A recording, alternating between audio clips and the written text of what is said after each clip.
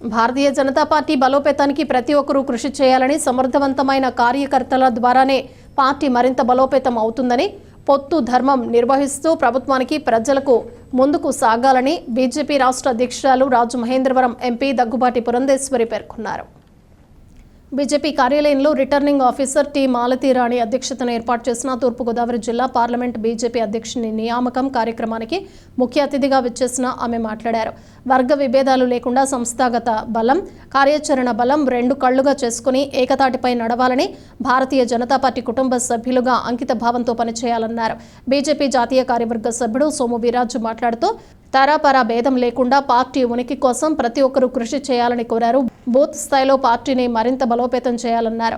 మాజీ అధ్యక్షులు బొమ్మల దత్తు మాట్లాడుతూ తాను అధ్యక్షుడిగా ఉన్నప్పుడు కార్యకర్తలు తమకు ఎంతో అండదండలుగా నిలిచారో ప్రస్తుతం అధ్యక్షుడిగా నియామకమైన పిక్కి నాగేంద్రకు అంతే మద్దతుగా నిలవాలన్నారు.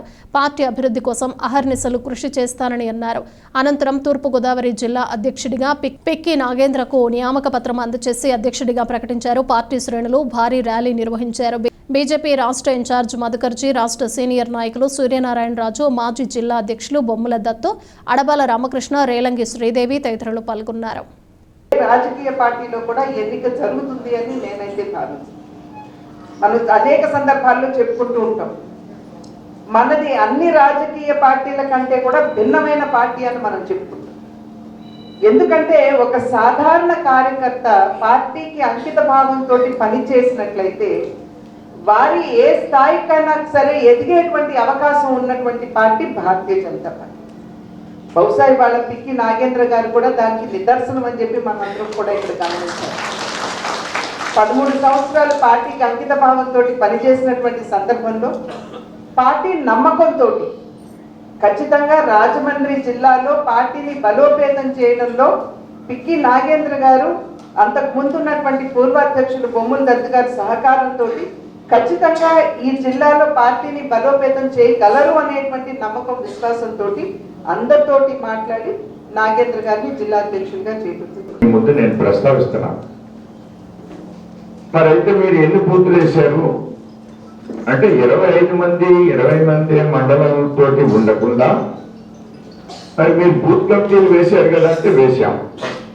పోలింగ్ బూత్లు ఎంతమంది యాక్టివ్గా ఉంటారంటే ఒక 3-4 ఉంటారా అన్నారు. 3-4 అంటే 20 బూతులు వేస్తే 30 బూతులు వేస్తే 60 మంది యాక్టివ్గా ఉండేటప్పుడు 60 మందికి బాధ్యతలు ఇవ్వండి. మోర్చాస్లో 60 మంది నాయకులను తయారు చేయాలి మండలంలో.